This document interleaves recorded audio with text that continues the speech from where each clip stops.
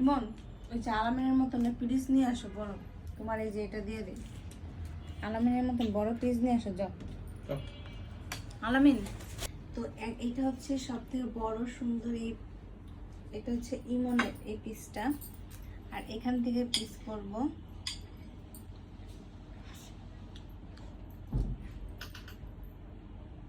এটা 2 ভাগ করি না?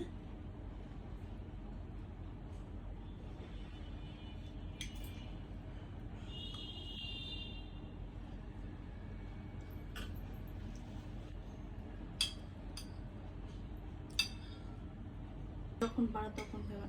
তো এইটা হচ্ছে আম্মুর সামনে না,